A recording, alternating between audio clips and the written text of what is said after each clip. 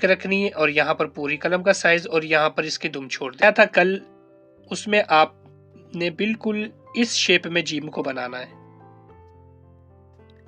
اس طریقے سے۔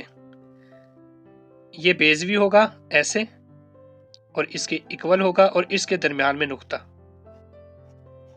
اوپر سے اور نیچے سے بالکل درمیان میں نقطہ آئے گا۔ یہ منقار تھا، کل آپ کو بتایا تھا، یہ اس کی گردن ہے، یہ دامن ہے اور یہ دم ہے۔ تو بنانے کا طریقہ کار یہی تھا، بالکل سمپل طریقے سے آپ نے جب سیکھ جاؤ گے، یہاں سے ایسے، پھر یہاں سے نیچے کی جانب آئے گا گھومتے ہوئے، پھر ایسے، پھر اوپر کی جانب، یعنی اس طریقے سے آپ نے بنانا ہے، سے اینٹی کلوک وائز، پھر نیچے کی جانب جھکتے ہوئے، پھر اوپر کو لے جاتے ہوئے، بالکل اس طریقے سے جیم بنے گا۔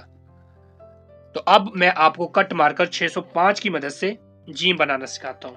یہاں سے آپ نے پوری قلم کو رکھا، یعنی کٹ مارکر کو رکھا ایسے، یہاں سے گولائی کی اور اوپر کی جانب یہاں یہ چھوڑ دیا، یعنی یہ چیز موٹی رکھنی ہے آپ نے، یہ باریک رکھنی ہے، اور یہاں پر پوری قلم کا سائز اور یہاں پر اس کی دم چھوڑ دے، پورا رکھا ہے ایسے، پھر یہاں سے گولائی کی نیچے کی جانب، پھر لے جاتے ہوئے اوپر یہاں دم کو چھوڑ دیا۔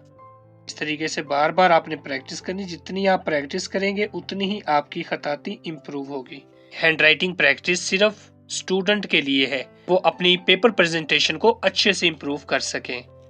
پھر ایک دفعہ پھر بنانا آپ نے ایسے ہی، یہاں سے کیا ایسے اور یہاں یہ چھوڑ دیا،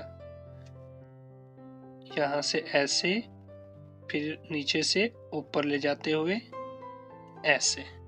پیارے دوستو، امید کرتا ہوں کہ آپ کو کٹ مارکر 605 کی مدد سے جیم بنانا سمجھ آ گیا ہوگا۔ چینل پہ نئے ہیں تو چینل کو سبسکرائب ضرور کریں تاکہ میری ہر نئی ویڈیو آپ کو بآسانی مل سکے۔ اپنا بہت سارا خیال رکھنا، دعاؤں میں یاد رکھنا۔ اللہ حافظ۔